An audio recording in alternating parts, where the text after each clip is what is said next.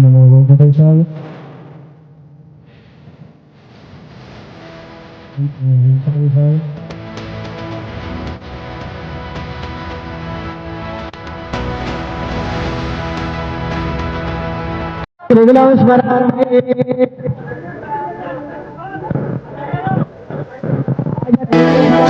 ूर्वारोहन्त पुष्पिणे सदाश्वन्दे समुद्रोच्यते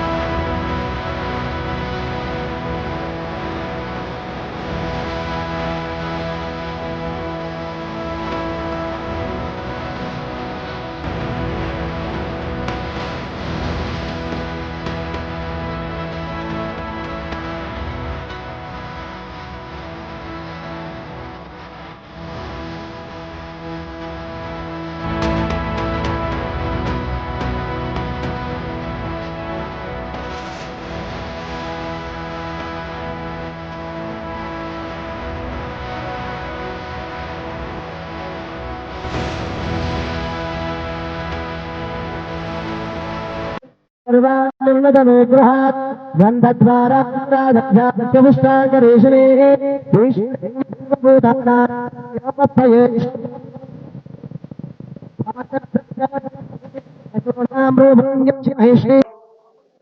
ఉత్సవ committee chairman BC corporation chairman సోదరుడు నూతి శ్రీకాంత్ గారికి ఈనాడు సర్దార్ సర్వాయి పాపన్న 375వ జయంతి సందర్భంగా ట్యాంక్ బండి మీద భూమి పూజ చేసుకొని బహుజనుల ఆకాంక్షకు ఆనాడు అందరి బహుజనులను కలుపుకొని ఏ విధంగా పోరాటం చేసిండో ఈరోజు వారి చరిత్ర భవిష్యత్ తరాలకు తెలిసి అందరూ కూడా సామాజికంగా రాజకీయంగా ఎదగాలనే ఆలోచనతోటి విగ్రహం ఏర్పాటు చేయడానికి ముందుండి మాకంటే నేను మహేష్ అన్న అనేక సందర్భాల్లో కొంత జాప్యం చేసినా ఏమైంది ఇంకెందుకు జాప్యమని చొరవ తీసుకొని ఈరోజు ఇక్కడ విగ్రహానికి పూజ చేసినటువంటి గౌరవ ముఖ్యమంత్రి రేవంత్ రెడ్డి గారికి ఒక్కసారి గట్టిగా చప్పట్లతోటి ధన్యవాదాలు తెలియజేస్తా ఉన్నాం. అదేవిధంగా గౌరవ ఉప ముఖ్యమంత్రి గారు బట్టి విక్రమార్క గారు, రాష్ట్ర కాంగ్రెస్ అధ్యక్షులు మహేష్ కుమార్ గౌడ్ గారు, బలహీన వర్గాల మంత్రి వాకిటి శ్రీహరి గారు, అట్లూరు లక్ష్మణ్ కుమార్ గారు, మాజీ పార్లమెంట్ సభ్యులు మధు యాష్కి గారు, పెద్దలు కేశవరావు గారు, మేయర్ సోదరి విజయలక్ష్మి గారు, బీసీ కమిషన్ చైర్మన్ నిరంజన్ గారు, అదేవిధంగా సోదరి బీసీ మహిళా కమిషన్ చైర్మన్ శారద గారు, ఎమ్మెల్యేగా షామిల్ గారు, అదేవిధంగా శంకరన్న గారు, జాజుల శ్రీనివాస్ గారు, వేదిక మీద ఉన్న పెద్దలందరికీ ఇక్కడ ఇచ్చేసిన అందరికీ పేరు పేరున నమస్కారాలు. ఈరోజు సర్వాయి పాపన్న స్ఫూర్తితోటి ఇక్కడ అందరూ వచ్చినటువంటి మీ అందరికీ కూడా స్వాగతం, ధన్యవాదాలు తెలియజేస్తా ఉన్నా. ఆనాడు 4 వర్ణాలు, క్షుద్రులు, వైశ్యులు, క్షత్రియులు, బ్రాహ్మణులని. వేదిక మీద ఉన్న వాళ్ళందరం కూడా క్షుద్రులమే. ఇవాళ రేవంత్ రెడ్డి గారి నాయకత్వంలో దేశానికే మార్గదర్శకత్వంగా ఉండే విధంగా కులగణన జరిగి చట్టపరంగా న్యాయపరంగా 1,00,000 మంది ప్రభుత్వ ఉద్యోగులను నియమించి గ్రామాన సమాచారం సేకరించి ఎంపైరికల్ డాటా ప్రామాణికమైనటువంటి సమాచారముతోటి సబ్ కమిటీ వేసుకొని చట్టరీత్యా ప్రజాస్వామ్యరీత్యా శాసనసభలో చర్చ చేసి కేబినెట్ ఆమోదంతో బిల్లులు రూపొందించి గవర్నర్ గారికి పంపిస్తే, గవర్నర్ గారు ఢిల్లీకి పంపిస్తే, ఎందుకు చెప్తున్నా అంటే ఇవాళ మన హక్కు కోసం పోరాడి సామాజిక న్యాయం కోసం ఆనాడు సర్దార్ సర్వాయి పాపన్ ఏ స్ఫూర్తితోనైతే పోరాడిండో ఇవాళ ప్రతి ఒక్కరు కూడా బహుజనులను కలుపుకొని ఆ రాజ్యాంగానికి సంబంధించి లోబడి ఇచ్చేటువంటి ఒక ప్రక్రియను సాధించుకునడానికి అందరూ కూడా భావజ్వాల వ్యాప్తితోటి కానీ కార్యోన్ముఖులు ఏ విషయంలో అందరూ కూడా చొరవ తీసుకోవాలని సందర్భంగా కోరుతా ఉన్నా. ఈరోజు ఈ యొక్క 42% ఒక రాజకీయాలకు మాత్రమే అనుకుంటా ఉన్నారు. దయచేసి విద్యా ఉద్యోగాల్లో అనేక రకాలుగా జీవితాలు బాగుపడతాయి. నిన్ననే గౌరవ ముఖ్యమంత్రి గారు ఉస్మానియా యూనివర్సిటీ వైస్ ఛాన్సలర్ వస్తే చెప్తా ఉన్నారు, ఇవాళ మనం భూములు వంచాలంటే భూములు, డబ్బులు వంచాలంటే డబ్బులు, సంక్షేమ కార్యక్రమాలు కాదు. విద్యను ఈయన మనం అందియగలిగితే భవిష్యత్ తరాన్ని నిర్మించినట్టే అనే మాట చెప్తా ఉన్నారు ఇవాళ. కాబట్టి దయచేసి ఇక్కడ వచ్చిన ప్రతి ఒక్కరు కూడా బహుజనులకు నాయకత్వం వహించే ఆలోచన కలిగిన ప్రతి ఒక్కరు భవిష్యత్ తరానికి విద్యను అందించి మన వాళ్ళంతా విద్యను పొందేటువంటి ఒక ప్రయత్నం చేయాలని కోరుతా ఉన్నాను. మీరు ప్రదేశ్ కాంగ్రెస్ అధ్యక్షుడిగా హుస్నాబాద్ నియోజకవర్గంలో ఉండేటువంటి సర్వాయిపేట కోటలకు వచ్చినారు. ఇలా దానిని మీరు గత ఏడాది ఇచ్చిన 4.5 కోట్లతోటి సుందరంగా మంచి ఒక అందరికీ ఉపయోగపడేటువంటి ఒక సమాచారం, అక్కడ కోటలు, వారికి ఉన్నటువంటి అనేక రకాలుగా ఆనవాళ్లతో ఒక మంచి భవనాన్ని అక్కడ నిర్మిస్తా ఉన్నాం, విగ్రహాన్ని పెడతా ఉన్నాం మనం. ఆ విధంగా ఏ మాటకు సంబంధించిన బలహీన వర్గాల న్యాయానికి సంబంధించి కులగణనే కాదు, అటు విదేశాలకు పోయేటువంటి స్కాలర్షిప్లకు సంబంధించుకోవచ్చు, ఇక్కడ చదువుకునేటువంటి పిల్లల యొక్క స్కాలర్షిప్లకు సంబంధించుకోవచ్చు, మెచ్చార్జీలకు సంబంధించుకోవచ్చు, ప్రతి అంశం మీద విద్యతో కూడినటువంటి అనేక ప్రమాణాలకు సంబంధించి పూర్తిగా స్వేచ్ఛగా ఈరోజు ప్రభుత్వం మద్దతు తెలుపుతా ఉంది. దయచేసి దాన్ని ఉపయోగించుకోవాలని కోరుతా ఉన్నా. రాజకీయంగా కూడా ఆనాడు సర్వాయి పాపన్ ఒకటే స్ఫూర్తి, ఒంటరిగా పోరాటం చేయలే, నలుగురిని జమేసుకొని రాజ్యాధికారం వైపు పోయినటువంటి పరిస్థితులలో మనమందరం కూడా సామాజికంగా అందరూ కలిసి ఆ ప్రజాస్వామికంగా విద్యతో పాటుగా రాజకీయంగా ఉండేటువంటి ఉన్నతమైన శిఖరాలకు పోవడానికి ప్రయత్నం చేయాలని కోరుతూ, తప్పకుండా ఇలా రాష్ట్ర వ్యాప్తంగా అందరూ కూడా సంతోషపడుతూ ఉన్నారు గౌరవ ముఖ్యమంత్రి గారు.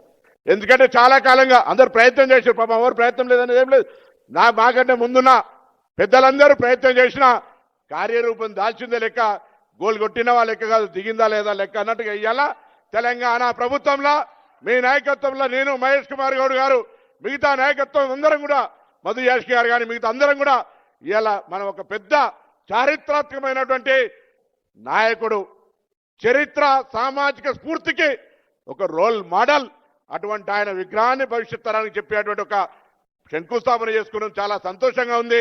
నేను ఎక్కువసేపు మాట్లాడకుండా, ఎందుకంటే అందరూ కూడా ఉన్నారు, సమయం కూడా కొంత ఆలస్యమైంది, మనం పొద్దున్న నుంచి వచ్చి ఉన్నాం కాబట్టి అతిథులందరూ దయచేసి మేము మాట్లాడినవి మీరు మాట్లాడినట్టే, మీరు మాట్లాడేది మేము మాట్లాడాము అనుకొని ఎక్కువ దానికి ఎక్కువ ఏమనుకోకుండా దయచేసి సమయాన్ని దృష్టిలో పెట్టుకొని మరి ముందుకు పోయేటువంటి కార్యక్రమం ఉంది. కాబట్టి అందరికీ మరొక్కసారి మంత్రివర్గానికి, శాసనసభ్యులకు, కుల సోదరులకు, సంఘాలకు, బహుజన నాయకత్వానికి అందరికీ కూడా రాబోయే కాలంలో కాంగ్రెస్ పార్టీ ప్రభుత్వం తీసుకున్నటువంటి నిర్ణయం, ముఖ్యమంత్రి గారు తీసుకున్న నిర్ణయం 42% సాధించడానికి కొరకు అందరూ కూడా ఒక సామాజిక స్పృహతో పనిచేయాలని సందర్భంగా కోరుతూ, ఈరోజు సర్వాయి పాపన్న జయంతి, ఆయన జయంతి సందర్భంగా మనందరం ఆ ప్రతిజ్ఞ పూని తీసుకొని ముందుకు పోదామనే మాట మనవి చేస్తూ, గౌరవనీయులు శాసన మండలి సభ్యులు, రాష్ట్ర కాంగ్రెస్ అధ్యక్షులు మహేష్ కుమార్ గౌడ్ గారిని మాట్లాడాల్సిందిగా కోరుతా ఉన్నాను.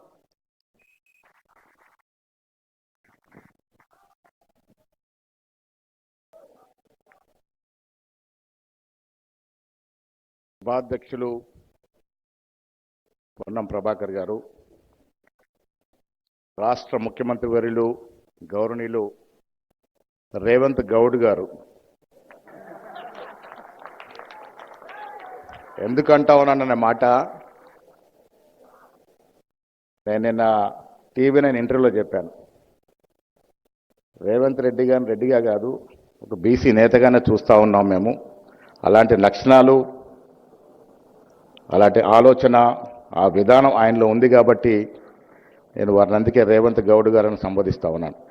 పెద్దలు గౌరవనీయులు బట్టి విక్రమార్క గారు, గౌరవనీయులు కేశవరావు గారు, మంత్రివర్యులు మా ముదిరాజ్ బిడ్డ సిఆర్ గారు, నిరంజన్ గారు, మరో మంత్రివర్యులు లక్ష్మణ్ గారు, గాజుల శ్రీనివాస్ గౌడ్ గారు, మేయర్ విజయలక్ష్మి గారు, గౌరవనీయులు పొన్నం ప్రభాకర్ గారు, శ్రీకాంత్ గారు, మధు యాష్ గారు, శాసనసభ్యులు శామ్యుల్ గారు, మా శంకరయ్య గారు, మహిళా చైర్పర్సన్ శారద గారు, సాహసానికి ధైర్యానికి ప్రతీక సర్వాయి పాపన్న గారు. ఇప్పుడు కాదు, అప్పుడు కాదు, 1650లో సాంకేతిక పరిజ్ఞానం లేని రోజుల్లో, ఆటవికత వెజ్జరులుతున్న రోజుల్లో ఒక పూరింట్లో పుట్టి తన సాహసాన్ని నిరూపించుకొని భువనగిరి కోటే కాదు ఔరంగజేబ్ అడ్డా అయినటువంటి గోల్కొండ కిల్లాని ఛేదించినాడంటే ఆయన సాహసం ఎలాంటిదో ఇవాళ దాని గురించి ఆలోచిస్తే మన రోమాలు లేచి నిలబడతాయి. అలాంటి సాహస వీరుడి యొక్క జన్మతిథి వల్ల ముఖ్యమంత్రి గారు దూస్తున్నట్టు నాయకుడు. మేము ప్రభాకర్ గారు, నేను సర్వాయి పాపన్న గారిని సత్కరించుకోవాలి, ఒక విగ్రహం పెట్టాలన్నప్పుడు ఆయన ఒక మంచి మాట చెప్పినాడు. చరిత్రలో ఎక్కాలంటే ఆషామాషి కాదు. ఈ దేశంలో చాలామంది నాయకులున్నారు, వారి ఫోటోలు పెట్టుకున్నాం, వారి విగ్రహాలు పెట్టుకున్నాం. వారందరికీ సర్వాయి పాపన భిన్నము. Is an historian. కాబట్టి వారిని సరైన రీతిలో సత్కరించుకోవాల్సిన అవసరం ఉందనే మాట సాక్షాత్ ముఖ్యమంత్రి గారు చెప్పడం, దాంట్లో భాగంగానే మేము చాలా చోట్ల వారి విగ్రహాన్ని పెట్టుకున్నామని స్థలాలు చూసినప్పుడు నిన్న ఉదయం నేను ప్రభాకర్ హనుమంతరావు గారు కలిసినప్పుడు 2-3 స్థలాలు వారికి వివరిస్తే ఆయన ఒకటే మాట చెప్పాడు. సెక్రటేరియట్ అనేది రాజకీయ అడ్డ, ఎవరు వచ్చినా కనబడే విధంగా ఉండాలి సర్వాయి పాపన విగ్రహం. కానీ మనం వర్ధంతి రోజు, జన్మతిథి రోజు పోయి ఎత్తుకొని పూలేసే రకంగా ఉండకూడదు. నడి బొడ్డైనటువంటి సెక్రటేరియట్ ముందే స్థలం ఇస్తాను, అది ఎంతుందో చూడండి, ఇంకా వెనక అవసరం ఉంటే కూడా ఆ స్థలాన్ని పెంచుకుందాము. ధీటుగా ప్రజలందరికీ నిత్యం కనబడే విధంగా ఉండాలి. ఆయన ఒక చరిత్రకారుడు, ఆ చరిత్రకారుని అక్రంగా సత్కరించుకోవాలన్నప్పుడు ఆగ మేఘాల మీద ఆదేశాలు ఇచ్చి సెక్రటేరియట్ ముందు ఆ స్థలాన్ని ఎంచుకోవడం జరిగింది. శుభం. ఇవాళ భూమి పూజ చేసుకొని వచ్చాం. 6 నెలల లోపట దాన్ని కట్టించాల్సిందిగా కూడా ముఖ్యమంత్రి గారు ఆదేశాలు ఇచ్చారు. మిత్రుల, రాజకీయాల్లో అందరూ పేరు తెచ్చుకోలేరు. చాలామంది అదృష్టవశాత్తు రాజకీయాలకు వస్తారు, ఎమ్మెల్యేలు అవుతారు, ఎంపీలు అవుతారు, మంత్రులు అవుతారు. కానీ ప్రజల మదిలో నిండేది కొద్దిమందికి అవకాశం వస్తుంది. అలాంటి కార్యక్రమాలు చేస్తేనే వస్తుంది. నిత్యం ప్రజాసేవలో ఉండి ప్రజా కార్యక్రమాలు చేస్తేనే అలాంటి గుర్తింపు వస్తుంది. ఆ గుర్తింపు పొందినటువంటి మహనీయుల్లో సర్వాయి పాపన్న గారు ఒకరు. ఇవాళ రేవంత్ రెడ్డి గారు ముఖ్యమంత్రి అయిన తర్వాత ఎన్నికలకు ముందు ఏవైతే హామీలు ఇచ్చామో ఒక్కొక్కటిగా తీరుస్తూ వస్తా ఉన్నాం. ఆర్థిక నిర్బంధం ఉన్నప్పటికీ కూడా ఇవాళ ఈ దేశంలో రాహుల్ గాంధీ గారు ఒక నినాదాన్ని తీసుకొని బయలుదేరినాడు. భారత్ జోడో యాత్ర సందర్భంగా ఈ దేశాన్ని సమూలంగా చదవగలిగి ఎవరు ఈ దేశంలో ఎంత నిష్పత్తి ప్రకారం ఉంటే అంత వాటా రావాలనేటువంటి నినాదం, జిస్కి జితని ఆబాదీ ఉస్కి నితని భాగీదార్ అనే ఒక నినాదాన్ని తీసుకొని అది ఇవాళ ఒక మూమెంట్ లాగా మారింది. ఆ మూమెంట్ని సాకారం చేసినట్టు మొట్టమొదటి వ్యక్తి ఎవరు అంటే రేవంత్ రెడ్డి గారు. తెలంగాణ రాష్ట్రంలో కుల సర్వే, మిత్రుడు ప్రభాకర్ గారు చెప్పినట్టుగా కుల సర్వే చేయడము, దాన్ని ప్రజెంట్ చేసి అసెంబ్లీలో ప్రవేశపెట్టడం, టేబుల్ చేయడం అనేది ఒక చరిత్రాత్మక నిర్ణయం. ఇది నేను అనట్లే, రాహుల్ గాంధీ గారు తలకొట్టర స్టేడియంలో ఉన్నారు. ముఖ్యమంత్రి గారు కింది స్థాయిలో వ్యక్తిని చూసి చలించాననే మాట నాకు చెప్పినాడు. అందుకే కుల సర్వే చేయించినాడు. ఈ కుల సర్వే ఇవాళ దేశానికి ఒక రోల్ మోడల్గా మారింది, దేశానికి ఒక దిక్చూసుగా మారింది. మా ముఖ్యమంత్రి, తెలంగాణ ముఖ్యమంత్రి రేవంత్ రెడ్డి గారు ఈ దేశంలో ఒక రోల్ మోడల్గా మారాడని రాహుల్ గాంధీ సాక్షాత్ తలకోటలో స్టేడియంలో చెప్పడం జరిగింది. ఇది ఒక చరిత్రాత్మక నిర్ణయం. దాంతోపాటు 42% రిజర్వేషన్ లోకల్ బాడీలు ఇవ్వడం, విద్యా ఉపాధులు 2 చట్టాలను కూడా తీసుకొచ్చినాం. ఇలా వేరే పార్టీలు అడ్డుకుంటా ఉన్నాయి, ముందుకు సాగనివ్వట్లే, అదొక అంశం. కానీ బీసీల పట్ల, అణగారిన వర్గాల పట్ల, ఎస్సీ ఎస్టీ మైనార్టీల పట్ల వారి జీవితాలు బాగోగలని, వారు బాగుపడాలని కాంగ్రెస్ పార్టీ ఎప్పుడూ ఆశిస్తూ ఉంటుంది, అభిలాషిస్తూ ఉంటుంది. దాంట్లో భాగంగానే, ఆ కార్యక్రమంలో భాగంగానే ఇక్కడ ముఖ్యమంత్రి గారు, డిప్యూటీ ముఖ్యమంత్రి గారు కుల సర్వే చేయడం, చట్టాలు తీసుకురావడం, ఈ అణగార వర్గాలని పైకి తీసుకురావాలి. అప్పుడే నిజమైనటువంటి స్వాతంత్రం ఆ వర్గాలకు వచ్చినట్టు అవుతుందనే మాటని నిరూపించుకుని ముందుకు పోతున్న తరుణంలో ముఖ్యమంత్రి గారి నేతృత్వంలో కాంగ్రెస్ పార్టీ, కాంగ్రెస్ ప్రభుత్వం ఇచ్చిన ప్రతి వాగ్దానాన్ని చేజార్చకుండా ఇచ్చే ప్రయత్నం చేస్తూ ఉంది. బడుగుల జీవితాలను బాగు చేయాలనే ఆలోచనతో ముందుకు పోతున్న ఈ తరుణంలో ఇలా సర్వాయి పాపన్న జన్మదినోత్సవం జరుపుకుంటా ఉన్నాం. వారికి మంచి విగ్రహాన్ని కట్టే విధంగా భూమి పూజ చేసుకున్నాం.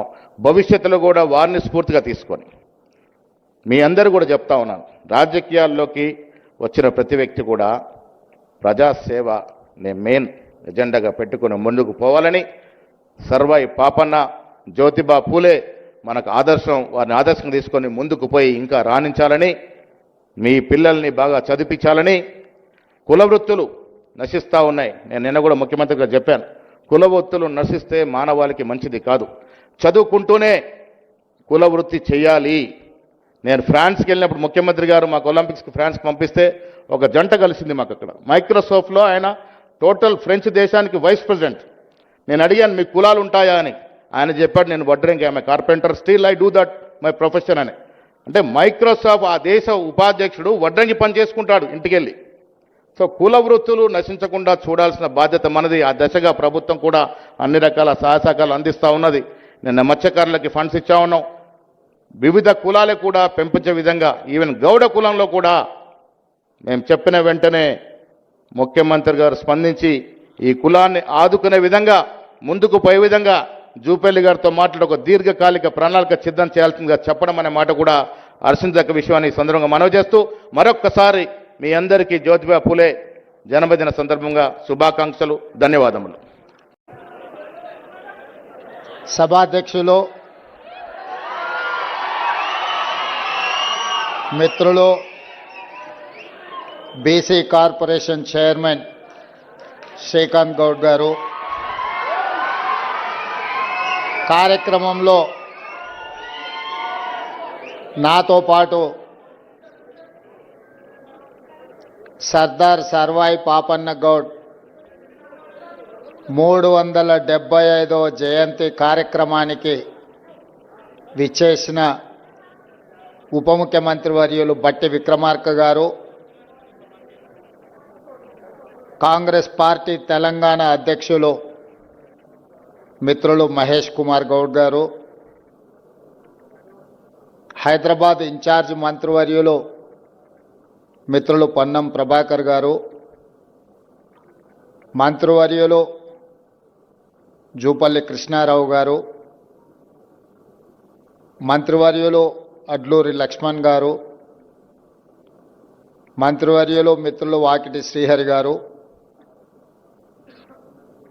పెద్దలు మాజీ పిసిసి అధ్యక్షులు, మాజీ రాజ్యసభ సభ్యులు, ప్రభుత్వ ప్రత్యేక సలహాదారులు కేశవరావు గారు, బీసీ కమిషన్ చైర్మన్ పెద్దలు నిరంజన్ గారు, మిత్రులు క్యాంపెయిన్ కమిటీ చైర్మన్ మాజీ పార్లమెంట్ సభ్యులు మధు యాస్కి గౌడ్ గారు, మహిళా కమిషన్ చైర్పర్సన్ సోదరిమణి శారద గారు, శాసన మండలి సభ్యులు, శాసనసభ్యులు, వేదిక మీద ఉన్న పెద్దలు, కార్యక్రమానికి విచ్చేసిన వందలాది మా గౌడ సోదరులకు సర్దార్ సర్వాయి పాపన్న జన్మదిన శుభాకాంక్షలు. అదేవిధంగా బలహీన వర్గాల తరఫున ఏ సమస్య ఉన్నా ముందుండి మాట్లాడే సోదరుడు జాజుల శ్రీనివాస్ గౌడ్ గారు, వారి మిత్ర బృందం ఈరోజు ప్రభుత్వం నిర్వహిస్తున్న ఈ కార్యక్రమాన్ని విజయవంతం చేయడానికి కొన్ని దశాబ్దాలుగా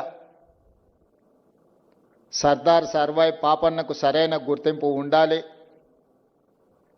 వారి విగ్రహం బహుజనులకే కాదు తెలంగాణ సమాజానికి ఆదర్శంగా నిలబడాలి, నిలబెట్టాలి అన్న ఆకాంక్ష ఈనాడు నెరవేరబోతుంది.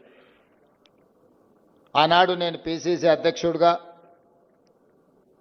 పాదయాత్ర చేస్తూ ప్రజల దగ్గరికి వెళ్ళినప్పుడు హుస్నాబాద్ శాసనసభ నియోజకవర్గంలో మిత్రుడు పొన్నం ప్రభాకర్ గారు, ఆనాడు సర్దార్ సర్వాయి పాపన్న గౌడ్ గారు కిలాస్పూర్ కోటను వేదికగా చేసుకొని బహుజనుల సామ్రాజ్యాన్ని, మొఘలులను ఓడించి తన శౌర్యాన్ని, ప్రతాపాన్ని ఈ సమాజానికి చూపించడమే కాదు, ఆనాడే బహుజనుల సామ్రాజ్యాన్ని బహుజనులందరికీ ఏ విధంగా అందించవచ్చో నిరూపించిన గొప్ప పోరాట యోధుడు, వీరుడి యొక్క కోటను చూడడం జరిగింది.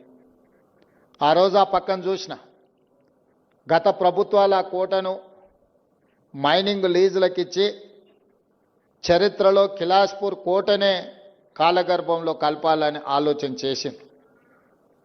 ఆ రోజు అక్కడ చూసిన తర్వాత నేను చెప్పిన, ఇక్కడ ఒక్క రాయి కూడా తీయడానికి వీల్లేదు, ఇది చరిత్రకు ఒక గొప్ప స్ఫూర్తి, ఆ కోటను సంరక్షించాలి, దాన్ని చారిత్రాత్మకమైన కట్టడాల కింద మార్చి భవిష్యత్ తరాలు ఒక స్ఫూర్తిని పొందడానికి పర్యాటక క్షేత్రంగా అభివృద్ధి చేయాలి. మన ప్రభుత్వం వస్తుంది, తప్పకుండా శ్రీమతి సోనియా గాంధీ గారి నేతృత్వంలో ఏర్పడబోయే ఇందిరమ్మ రాజ్యం ప్రజాపాలనలో తప్పకుండా అభివృద్ధి కార్యక్రమాలు చేపడతామని ఆ రోజు అక్కడనే చెప్పడం జరిగింది. కోట మీదకి వెళ్ళి చూసి అక్కడి నుంచే ఆ రోజు చెప్పడం జరిగింది, తప్పకుండా ప్రభుత్వం ఏర్పాటు చేస్తున్నాం. ఏర్పాటు చేసిన ప్రభుత్వంలో కోటను కాపాడి చరిత్రను ఎప్పుడూ భవిష్యత్ తరాలు చూడాలనుకున్న, స్ఫూర్తి పొందాలనుకున్న ఈ ప్రాంతాన్ని అభివృద్ధి చేద్దామని. అందుకే ఆ ప్రాంతానికి పొన్నం ప్రభాకర్ గారిని కరీంనగర్ నుంచి తీసుకెళ్లి హుస్నాబాద్ శాసనసభ నియోజకవర్గ ఎన్నికల్లో పోటీ చేయించి వారిని కాంగ్రెస్ పార్టీ గెలిపించడమే కాదు, వారిని మంత్రిని చేసి ఈరోజు తెలంగాణ ప్రభుత్వంలో భాగస్వామ్యం చేయడం జరిగింది. ఈరోజు మిత్రులారా, గాంధీ కుటుంబం ఈ దేశానికి దొరికిన ఒక గొప్ప వరం. రవి అస్తమించని సామ్రాజ్యాన్ని, ప్రపంచాన్నే జయించిన బ్రిటిష్ సామ్రాజ్యాన్ని శాంతితో ఒక యుద్ధాన్ని గెలవచ్చు అని నిరూపించిన మహాత్మా గాంధీ నుంచి మొదలు పెడితే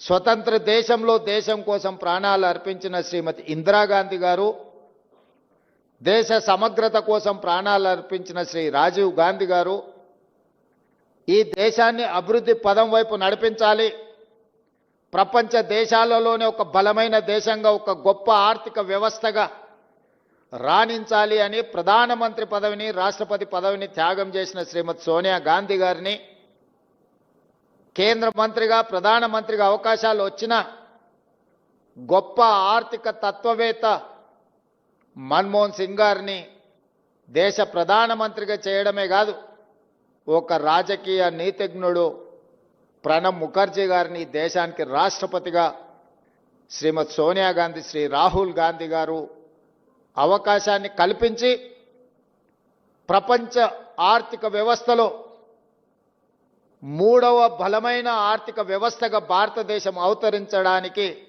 గొప్ప నాయకత్వాన్ని గాంధీ కుటుంబం అందించింది.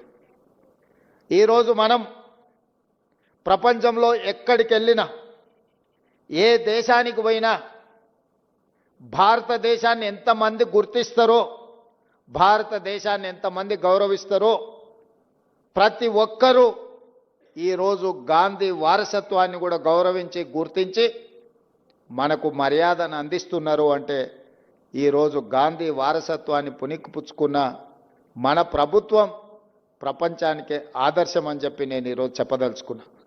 మిత్రులారా, ఆ వారసత్వాన్ని కొనసాగిస్తున్న మన నాయకుడు రాహుల్ గాంధీ గారు కన్యాకుమారి నుంచి కశ్మీర్ వరకు 150 రోజులు 4000 కిలోమీటర్లు మండు టెండల్లో, మంచు కొండల్లో, తండాలలో, గూడాలలో, మారుమూల పల్లెలో దళితులను, గిరిజనులను, ఆదివాసీలను, బలహీన వర్గాల గుండె తట్టుతూ కృష్ణానది తెలతెలవారుతుండగా సూర్యోదయం సమయాన కర్ణాటక రాష్ట్రం నుంచి తెలంగాణ రాష్ట్రంలో కృష్ణానదిని దాటుకొని మనకొక మాట ఇవ్వడం జరిగింది.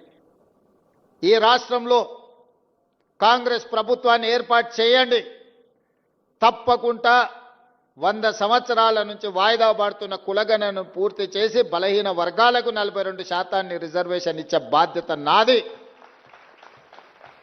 అని రాహుల్ గాంధీ గారు తెలంగాణ ప్రజలకు మాట ఇచ్చిండ్రు. గాంధీ కుటుంబం మాట ఇస్తే అది శిలా శాసనమే, చరిత్రలో సువర్ణ అక్షరాలతో లిఖించదగిన మాట. 2004లో కరీంనగర్ గడ్డ మీద నుంచి శ్రీమతి సోనియా గాంధీ గారు తెలంగాణ రాష్ట్రం ఇస్తాను అన్న మాట ఇస్తే ఎన్ని ఒడిదుడుకులు ఎదురైనా ఆంధ్రప్రదేశ్లో పార్టీ కనుమరుగైన తెలంగాణలో పార్టీకి చాలా ఇబ్బందికరమైన పరిస్థితులు వచ్చినా కేంద్రంలో అధికారం కోల్పోయినా ఇచ్చిన మాట నిలబెట్టుకున్న ధీర వనిత శ్రీమతి సోనియా గాంధీ గారు తెలంగాణ రాష్ట్రాన్ని ఇచ్చిండ్రు. మరి వారి వారసత్వంతో వచ్చిన రాహుల్ గాంధీ గారు 100 సంవత్సరాల నుంచి 1931 నుంచి దేశంలో కులగణన కోసం ఎదురు చూస్తున్న బలహీన వర్గాలకు మాట ఇచ్చినప్పుడు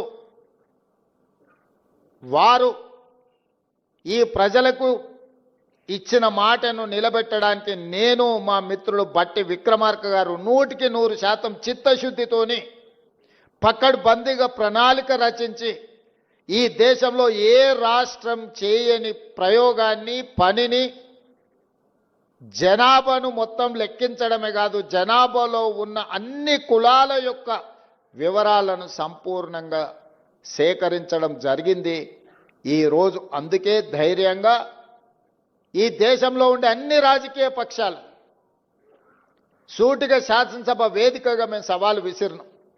మేం కట్టిన లెక్కలో ఒక్కటైనా తప్పుంటే చూపించండి, మేము ఖచ్చితంగా చేసిన తప్పుకు క్షమాపణ చెబుతాము, కానీ మేము చేసింది 100% కరెక్టు. మీ రాజకీయ ప్రయోజనానికి ఈ కులగణనను తప్పు పట్టకండి. ఒకవేళ మేము చేసిన కులగణనను తప్పు పడితే మా లెక్కలను మీరు వక్రీకరిస్తే మళ్ళీ రాబోయే 100 సంవత్సరాల వరకు ఈ బహుజనులకు న్యాయం జరగదు, సామాజిక న్యాయం రాదు అని చెప్పి బలంగా బల్లగుద్ది వాదించి ఆనాడు సంఘాలను పిలిచి మేము మాట్లాడినాం. మేము చేపట్టిన విధానాన్ని, మేము సేకరించిన సమాచారాన్ని మొత్తం సంఘాలకు ఇచ్చినాం. మిత్రుడు జాజుల శ్రీనివాస్కు ఆయన ఎంబడొచ్చిన సంఘాలందరికీ నేను చెప్పిన, ఇందులో ఎక్కడ తప్పుందో చూపించండి. ఈ తెలంగాణ రాష్ట్రంలో ఉన్న అన్ని కుటుంబాలను ముఖ్యంగా వాళ్ళ ఇండ్లకు ఇంటికి నెంబర్ వేసి ప్రతి 150 ఇండ్లను ఒక విభాగంగా విభజించి ప్రతి 150 ఇండ్లకు ఒక ఎన్యూమరేటర్ని పెట్టి ఒక బ్లాక్గా డిసైడ్ చేసి దాదాపుగా 95,000 బ్లాక్లను 95,000 ఎన్యూమరేటర్లను నియమించి 60 రోజుల్లో ఈ 150 ఇండ్లకు వెళ్ళాలి. ఆ వివరాల సేకరణ కూడా చదువుకున్న వాళ్ళు లేకపోతే చదువు పట్లనో వివరాల పట్లనో అవగాహన లేకపోతే నష్టం జరుగుద్దని టీచర్లను ప్రభుత్వ ఉద్యోగస్తులను సంఘాలన్నిటిని పిలిచి మా ఉప ముఖ్యమంత్రి గారు చర్చించి సుప్రీంకోర్టు టీచర్లను ఇట్లాంటి వివరాలు సేకరించడానికి నిషేధం ఇచ్చినా ఆ కోర్టు ఆదేశాలను పరిగణలోకి తీసుకొని మధ్యాహ్నం వరకు స్కూల్లో మీరు పాఠాలు చెప్పండి, మధ్యాహ్నం నుంచి ఇల్లు తిరిగి వివరాలు సేకరించండి. ఒకసారి మీరు వెళ్ళినప్పుడు ఆ కుటుంబ పెద్దలు ఎక్కడైనా శుభకార్యంతోనో లేకపోతే ఇతర కార్యక్రమాలతోని పట్టణ ప్రాంతాలకు ఇతర ప్రాంతాలకు పోతే వదలకండి, 1కి 10 సార్లు వెళ్ళండి అని చెప్పి 60 రోజుల సమయం ఇచ్చి ఒక్క ఎన్యూమరేటర్కు 60 రోజులు 150 ఇండ్ల నుంచి మాత్రమే వివరాలను సేకరించండి. వాళ్ళు ఇచ్చిన సెల్ఫ్ డిక్లేర్డ్ సమాచారాన్ని సేకరించండి, ఇంటి యజమాని సంతకం తీసుకోండి, ఆ తర్వాత ఎన్యూమరేటర్ సంతకం పెట్టండి. అదేవిధంగా ప్రతి 10 మంది ఎన్యూమరేటర్లకు ఒక సూపర్వైజర్ను నియమించినాం. ఈ సూపర్వైజర్ ఆ 10 మంది సరిగ్గా పనిచేస్తుండ్రా లేదా, వాళ్ళు సేకరించిన సమాచారం సరైనదా కాదా అని సూపర్వైజర్ కూడా దాన్ని ఎండార్జ్ చేసుకుంటూ సంతకం పెట్టేటట్టు. ఇంటి యజమాని సంతకం, ఎన్యూమరేటర్ సంతకం, సూపర్వైజర్ సంతకం పెట్టిన తర్వాత జిల్లా అధికారులకు ఇచ్చి జిల్లా అధికారుల నేతృత్వంలో జిల్లా కలెక్టర్ పరిధిలో కంప్యూటర్ ఆపరేటర్లను డేటా ఎంట్రీ ఆపరేటర్లను 70,000 మందిని పెట్టి ఈ సమాచారాన్ని కంప్యూటర్లో కూడా నిక్షిప్తం చేసిన. ప్రతి అప్లికేషన్ 8 పేజీలు 56 ప్రశ్నలు, ఆ ఇంటి పూర్తి సంపూర్ణమైన సమాచారాన్ని వాళ్ళ చదువుల నుంచి సంక్షేమ పథకాల వరకు వాళ్ళ కుటుంబంలో వార్డు మెంబర్ నుంచి పార్లమెంటు వరకు ఏదైనా రాజకీయ అవకాశం వచ్చిందాతో సహా వివరాలను సేకరించడం జరిగింది. ఇంత క్షుణ్ణంగా ఇంత లోతుగా ఈ దేశంలో ఏ రాష్ట్ర ప్రభుత్వం కానీ కేంద్ర ప్రభుత్వం కానీ సమాచారాన్ని సేకరించలేదు. నేను గర్వంగా చెప్పదలుచుకున్న తెలంగాణ రాష్ట్ర ప్రభుత్వం క్షుణ్ణంగా ప్రతి అంశాన్ని పరిగణలోకి తీసుకొని సమాచారాన్ని సేకరించి దాన్ని కంప్యూటర్లో నిక్షిప్తం చేసి ఈరోజు తెలంగాణ రాష్ట్ర జనాభా లెక్కలు తేల్చడం జరిగింది. 56.33% బలహీన వర్గాలు ఉన్నారు. అదేవిధంగా ఎస్సీ ఎస్టీ ఉన్నత వర్గాలకు సంబంధించిన ప్రతి సమాచారాన్ని ఈరోజు సేకరించడం జరిగింది. మిత్రులారా, ఆ లెక్కన ప్రాతిపదికన క్యాబినెట్లో తీర్మానం చేయడమే కాదు, శాసనసభలో చర్చ పెట్టి విద్యా ఉద్యోగ అవకాశాలలో 42% రిజర్వేషన్లు ఒక బిల్లు, స్థానిక సంస్థల్లో 42% ఇంకొక బిల్లు ఆమోదింపజేసి గవర్నర్ గారికి పంపిస్తే గవర్నర్ గారు అవి రాష్ట్రపతి గారికి పంపించారు రాష్ట్రపతి ఆమోదం కోసం. 5 నెలలుగా వస్తుంది, అవి అక్కడనే ఉన్నాయి. 42% బలహీన వర్గాలకు రిజర్వేషన్లు అమలు చేయాలంటే ఎస్సీ ఎస్టీ ఇవన్నీ కలిపితే దాదాపుగా 70% వరకు రిజర్వేషన్లు పెరిగే అవకాశం ఉన్నది. చంద్రశేఖరరావు గారు 2018లో పంచాయతీరాజ్ యాక్ట్ను తీసుకొచ్చిండు. వారు చేసిన చట్టం తెలంగాణ రాష్ట్రంలో 50%కి మించి ఎవ్వరికి రిజర్వేషన్లు ఇవ్వకుండా పక్కడబందిగా 50% మించకుండా 2018లో పంచాయతీరాజ్ యాక్ట్ను చంద్రశేఖరరావు గారు తీసుకొచ్చి చట్టం చేసిండు.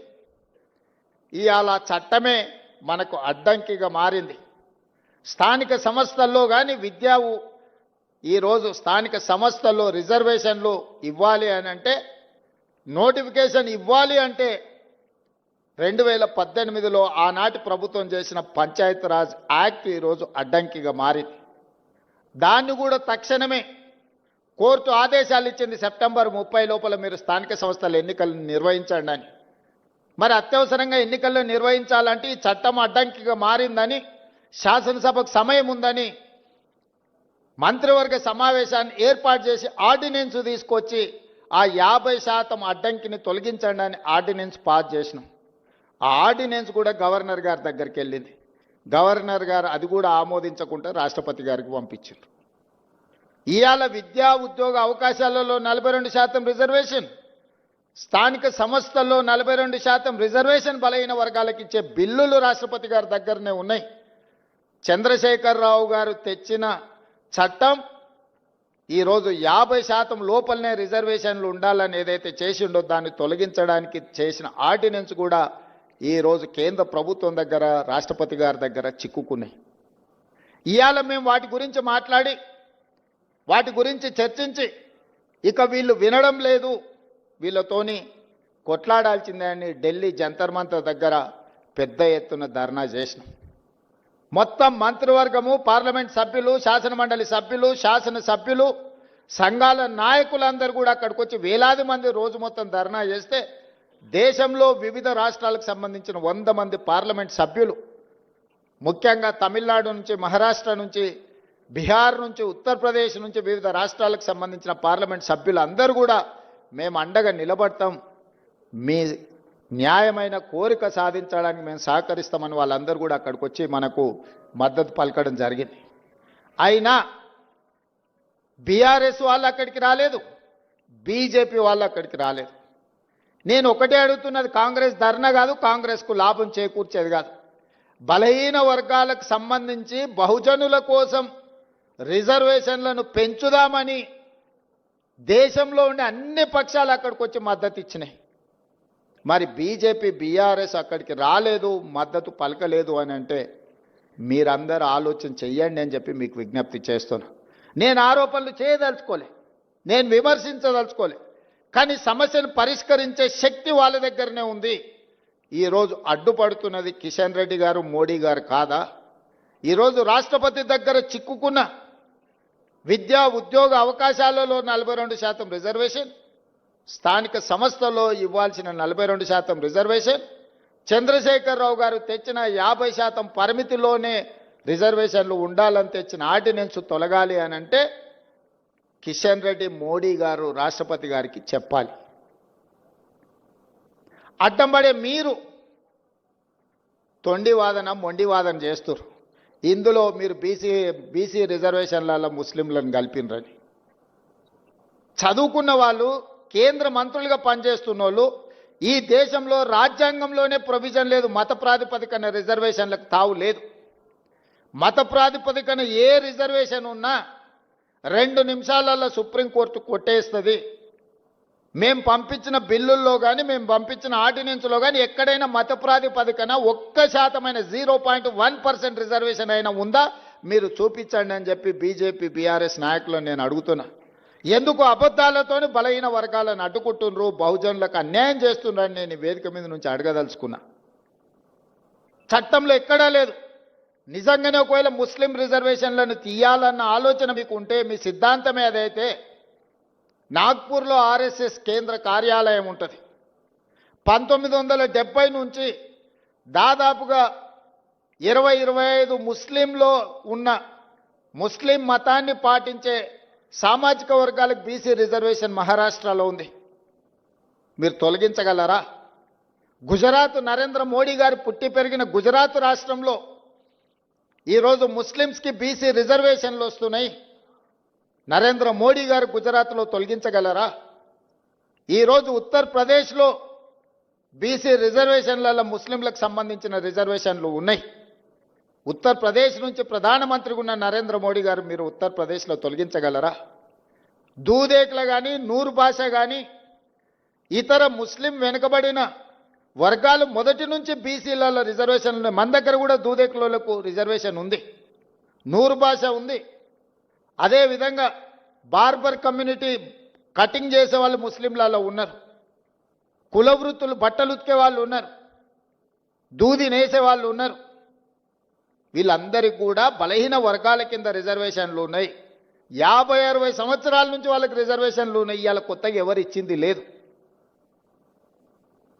ఈ ముసుగు దొడుక్కొని, ముస్లిం ముసుగు దొడుక్కొని బహుజనులకు అన్యాయం చేయాలి, బహుజనులకు రిజర్వేషన్లు ఇవ్వొద్దు అని కొన్ని రాజకీయ పక్షాలు అడ్డుకుంటున్నాయి. ఇవాళ నిజంగానే తెలంగాణ రాష్ట్రంలో మేము ఇస్తే, మేము చేసిన చట్టంలో ఎక్కడైనా ఉంటే చూపించండి. అబద్ధాల ప్రాతిపదికన దెబ్బతీయాలి మా ఆలోచనని, రాహుల్ గాంధీ గారి విధానాన్ని. రాహుల్ గాంధీ గారి మీద కోపం ఉంటే వారి మీద ప్రదర్శించండి. చాలా కేసులు పెట్టారు, ఇంకా 4 కేసులు పెట్టండి. కానీ ఆయన నమ్మిన సిద్ధాంతాన్ని దెబ్బతీయడానికి ప్రయత్నం చేయొద్దు అని చెప్పి కేంద్ర ప్రభుత్వానికి నేను విజ్ఞప్తి చేస్తున్నా. ఆయన సంపూర్ణంగా విశ్వసిస్తున్నాడు, ఈ సమాజంలో సమూలమైన మార్పు రావాలంటే బహుజనులు నిలదొక్కోవాలి, బహుజనులు ఆర్థికంగా, విద్య, ఉద్యోగాలలో ఎదగాలి అనేది రాహుల్ గాంధీ గారి విధానం. ఆ విధానాన్ని అమలు చేయడమే నా బాధ్యత, మా ఉప ముఖ్యమంత్రి బట్టి విక్రమార్క గారి బాధ్యత. రాహుల్ గాంధీ గారు ఏ సూచన చేసినరో 100% అమలు చేయడం మా బాధ్యత. ఇవాళ క్రమంలో వస్తాయి సమస్యలు, మాకు తెలుసు. ఆ సమస్యల్ని పరిష్కరించుకుంటూ ముందుకు వెళ్తాం. సమస్య వచ్చినప్పుడు, సమస్య మీద మేము కొట్లాడినప్పుడు మీరు అండగా నిలబడాల్సిన నైతిక బాధ్యత మీ వైపున ఉన్నదని చెప్పి నేను భావిస్తున్న ఈ వేదిక మీద నుంచి.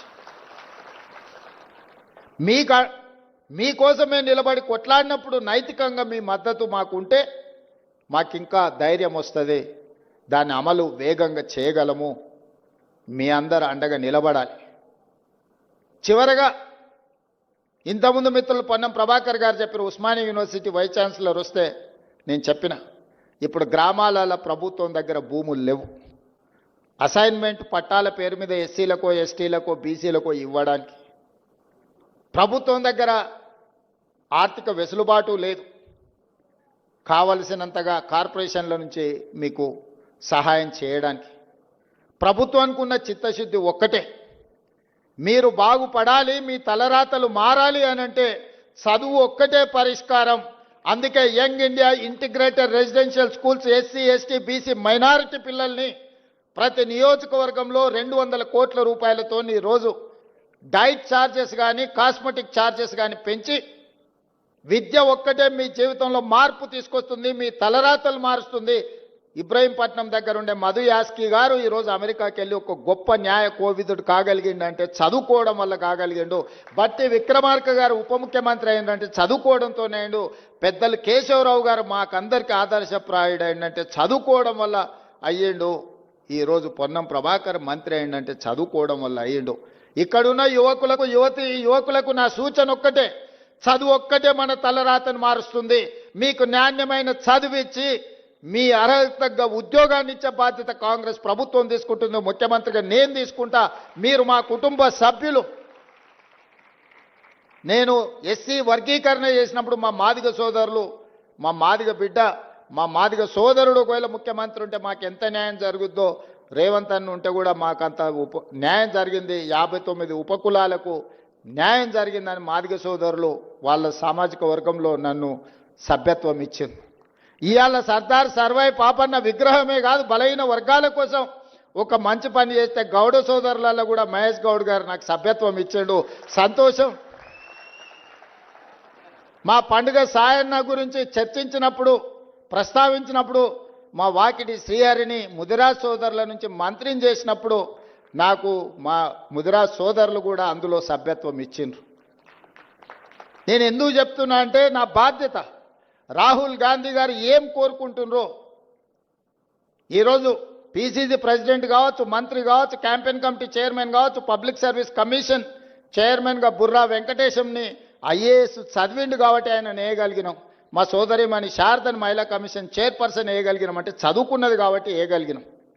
ఇవాళ ఒక Venkatesh Goud public service commission chairman అయినా, ఒక పొన్నం ప్రభాకర్ గౌడ్ మంత్రి అయినా, ఒక మహేష్ గౌడ్ పిసిసి ప్రెసిడెంట్ అయినా, మధు యాస్కి గౌడ్ గారు క్యాంపెయిన్ కమిటీ చైర్మన్ అయినా, యువకుడు శ్రీకాంత్ ఈరోజు కమిషన్ చైర్మన్ సభాధ్యక్షత వహించిందంటే చదువు ఒక్కటే కారణం. మీ అందరికీ నా సూచన ఒక్కటే, ఇవన్నీ కూడా మీరు నిలబడాలి, నిలదొక్కోవాలి. మీ తలరాతలు మారాలి. మీరు డాక్టర్లు, లాయర్లు, ఇంజనీర్లు కావాలి. ఐఏఎస్లు, ఐపీఎస్లు, ఐఎఫ్ఎస్లు అయి రాజ్యాధికారంలో భాగస్వాములు కావాలి. ఈ రాజ్యాన్ని పాలించాలి. బడుగు బలహీన వర్గాలకు రాజ్యాధికారం వచ్చినప్పుడు ఈ సమాజం బాగుపడుతుంది. ఈ తెలంగాణ రాష్ట్రం 10 ఏళ్లలో $1 ట్రిలియన్ ఎకానమీ కావాలన్నా 2047కు $3 ట్రిలియన్ ఎకానమీ కావాలంటే మీరందరూ చదువుకోవాలి. డాక్టర్లు, లాయర్లు, ఇంజనీర్లే కాదు, ఐటీ ప్రొఫెషనల్స్ కావాలి.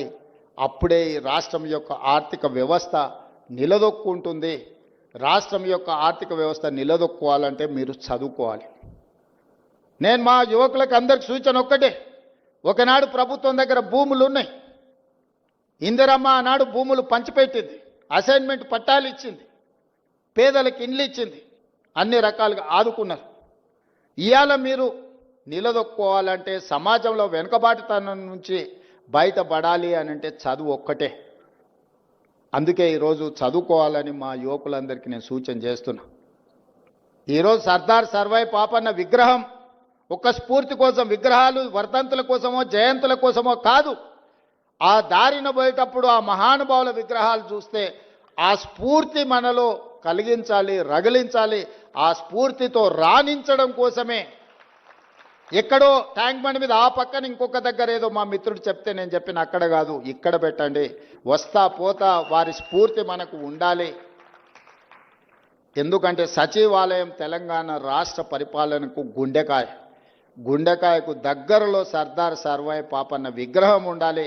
ఆ పక్కన జ్యోతిరావు పూలే ఆనాడు గడి నిర్మించుకుంటే ఆ గడికి జ్యోతిరావు పూలే ప్రజాభవన్ అని మనం పెట్టినాం. వి హనుమంతరావు గారి సూచన మేరకు ఆనాడు పేదలకు ఎవ్వరికీ అందులో ప్రవేశం లేదు. గద్దరన్న ఓత కూడా ఎర్రటెండకు 4 గంటలు కూసబెట్టారు. ఇవాళ అది జ్యోతిరావు పూలే ప్రజాభవన్గా మారి ప్రతి వారం ప్రజలందరూ అక్కడికి వచ్చి ప్రజా సమస్యల్ని చెప్పుకునే అవకాశం కల్పించినాం. ఇది ప్రజాపాలన. ఈ ప్రజాపాలనకు మీరందరూ అండగా నిలబడాలి. మీ ఆకాంక్షలు నెరవేర్చే బాధ్యత ఈ ప్రభుత్వాన్ని, రాహుల్ గాంధీ గారిది. ఈరోజు రాహుల్ గాంధీ గారు దేశంలో ఓట్ల చోరీ ద్వారా ఉన్న ఓట్లను తొలగించడం, లేని ఓట్లను చేర్పించడం, ఎక్కడెక్కడి రాష్ట్రాల వాళ్ళను ఎన్నికలున్న రాష్ట్రాలకు తీసుకొచ్చి దొంగ ఓట్ల ద్వారా కుట్రల కుతంత్రాల ద్వారా మొన్న జరిగిన పార్లమెంటు ఎన్నికల్లో కేంద్ర ప్రభుత్వాన్ని ఏర్పాటు చేయడమే కాదు, మహారాష్ట్రలో పార్లమెంట్లో పూర్తిగా ఇండియా కూటమికి సంపూర్ణమైన మెజారిటీ వస్తే సరిగ్గా 5 నెలల తర్వాత శాసనసభ ఎన్నికలు జరిగితే మనం పూర్తిగా ఓడిపోవడం జరిగింది. ఎందుకు ఓడిపోయినామని విశ్లేషిస్తే 1 కోటి ఓట్లు మహారాష్ట్రలో కొత్తగా చేరినాయి 4 నెలల్లో. నేను అడుగుతున్నా, 4 నెలల్లో ఏ రాష్ట్రంలోనే ఏ దేశంలో అయినా 1 కోటి మంది పుట్టగలరా? ఒకవేళ పుట్టిన వాళ్ళకు ఓటు హక్కు వస్తుందా? కానీ మహారాష్ట్రలో ఎన్నికల కమిషన్ 4 నెలల్లో 1 కోటి కొత్త ఓట్లను నమోదు చేసి ప్రజా అభిప్రాయాన్ని దెబ్బతీసి ప్రజా అభిప్రాయాన్ని తుంగలో దొక్కి భారత రాజ్యాంగాన్ని అపహాస్యం పాలు చేసి ఏ మహారాష్ట్ర నుంచి డాక్టర్ బాబాసాహెబ్ అంబేద్కర్ గారు వచ్చిండ్రో, ఏ డాక్టర్ బాబాసాహెబ్ అంబేద్కర్ గారు మనకు రాజ్యాంగాన్ని ఇచ్చిండ్రో ఆ రాజ్యాంగాన్ని అపహాస్యం చేసుకుంటూ మహారాష్ట్రలో పార్లమెంట్ ఎన్నికల నుంచి అసెంబ్లీ ఎన్నికల లోపల 1 కోటి కొత్త ఓట్లు నమోదైనవి. ఆ దొంగ ఓట్లే మహారాష్ట్రలో బీజేపీ ప్రభుత్వాన్ని అధికారంలోకి తీసుకొచ్చినాయి. మొన్న కర్ణాటకలో చూస్తే ఒక పార్లమెంట్లో ఒకే ఒక్క మహదేవ్పుర అనే అసెంబ్లీలో 1,14,000 ఓట్లు 6 నెలల్లో నమోదు చేయించారు కొత్తవి. ఆ 1,14,000లలో 1,00,000 ఓట్ల పైన మెజారిటీ, 6 అసెంబ్లీలలో కాంగ్రెస్కు మెజారిటీ వస్తే ఆ ఒక్క దాంట్లో 1,00,000 ఓట్ల పైన బీజేపీకి మెజారిటీ వచ్చి ఆ సీటు బీజేపీ గెలిచింది. ఇట్లా దేశం నలుమూలల ఓట్ల చోరీ జరుగుతుంది. బతుకున్నోళ్లను లక్షలాది మందిని బీహార్లో చచ్చిపోయినట్టు రాసిరు, లేనోళ్లను ఉన్నట్టు రాసిరు. బీహార్లో 65 లక్షల ఓట్లు ఉన్న పలంగా తొలగించారు. ఇప్పుడు ఎన్నికలు వస్తున్నాయి బీహార్లో. 65 లక్షల మంది బతుకున్న ప్రజల్ని ఆ రాష్ట్ర ప్రజల్ని 65 లక్షల ఓట్లు తొలగించారు. రాహుల్ గాంధీ గారు లెక్క తీసిండు. ఈ 65 లక్షల మంది ఎక్కడికి పోయినరు? దేశంలో లేరా? దేశం విడిచిపోయినరా? దేశంలో చచ్చిపోయినరా? చాలా మంది చచ్చిపోయినరా అంటే సుప్రీంకోర్టుకు ఎన్నికల కమిషన్ దగ్గరికి వీళ్ళు బతుకున్నారా చచ్చిపోలే అని మనుషులను తీసుకొచ్చిండు. వీళ్ళు దయ్యాలు కాదా? మనుషులే, మీరు దయ్యాలుగా అనుకుంటారేమో అని మనుషులను తీసుకొచ్చి ఎన్నికల కమిషన్ ముందర పెడితే ఈరోజు ఎన్నికల కమిషన్ దానికి సమాధానం చెప్పకుండా రాహుల్ గాంధీ గారు నువ్వు అఫిడవిట్ ఇయ్యని అంటారు. తప్పు చేసింది నువ్వైతే తప్పును ప్రశ్నించిన రాహుల్ గాంధీని అఫిడవిట్ అడుగుతున్నారంటే ఎన్నికల కమిషన్ నిన్న మాట్లాడింది చూసిండ్రు. అందుకే ఈరోజు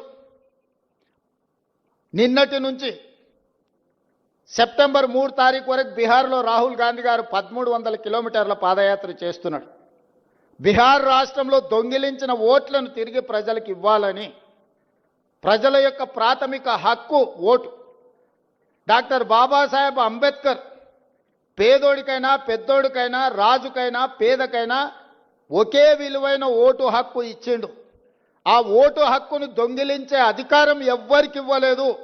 ఆ ఓటు హక్కును దొంగిలించడానికి ఎవ్వరు ప్రయత్నం చేసినా వాళ్ళు ఊచలు లెక్క పెట్టాల్సిందే అని రాహుల్ గాంధీ గారు చెప్పిండ్రు.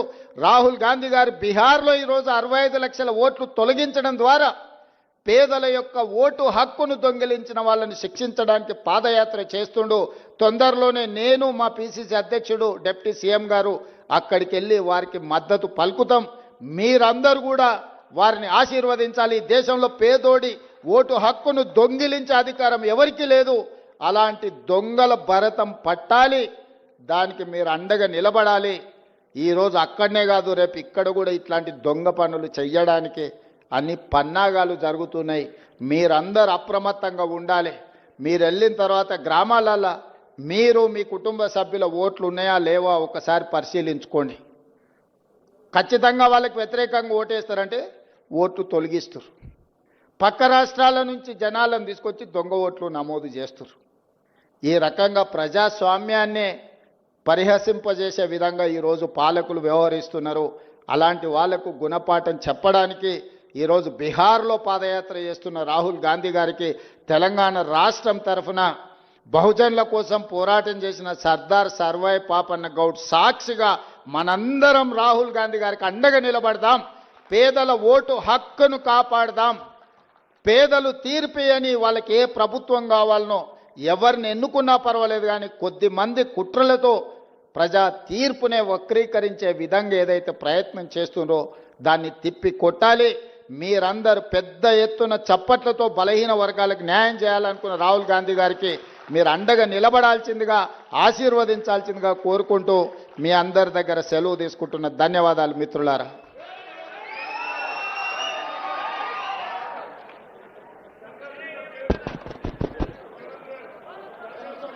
మధు యాష్కి గారు వందన సమర్పణ కార్యక్రమం చేస్తారు.